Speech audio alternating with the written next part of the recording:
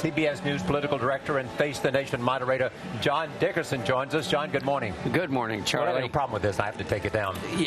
Let me just ask you to start. What do we know about the speech? We know, for example, it's going to be aspirational. Yeah. We know that America First will certainly find its way into this speech. Yeah, right. I think what I'm wondering is which of the two Donald Trumps will show up. Will it be the Donald Trump who is a negotiator who loves a big, strong opening gambit, really shocks everybody, and that's the way he loves to operate. The other is the Donald Trump we saw on election night after he won, kind of sounding the notes of unity. But it's one thing to say we all need to join together. It's another thing to show it, to offer something to the other side, to recognize the fear. There's some people for whom today is a great joy. Yes. After 8 years of feeling left out of their country, they have somebody who is their tribune who is now president. But there are a lot of people who are nervous. He's got the one camp. Can he speak to the other camp? And that's one of the big tests for today. No, I see a lot of jolly people today in the hotel walking around the streets in tuxedos and long gowns. They are very psyched. But you're right, there's another side. His team keeps saying it's going to be the latter. He's going to be a unifier today.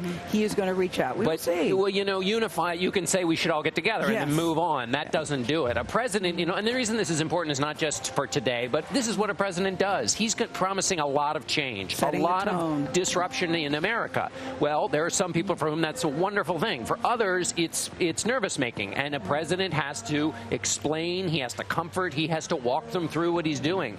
If he can do it today, there's a little signal he might be able to do it later. As it's described in the Washington Post today, Donald Trump built a skyscraper of promises, of campaign promises. How quickly will they act? You know, he'll do a few little executive orders today that are just kind of bookkeeping matters, and then we don't know what's going to happen Monday, but there's things that are going to start happening Monday. I'm told that he has something for every day for the first 2 weeks, that they are just going to come out of the gate roaring. I mean, and that it's every day there's some new policy change or whatever it may be. Right. Some of them may be Mexico City, which has to do with abortion, which is something people might not know about. Other stuff, though, we're renegotiating NAFTA.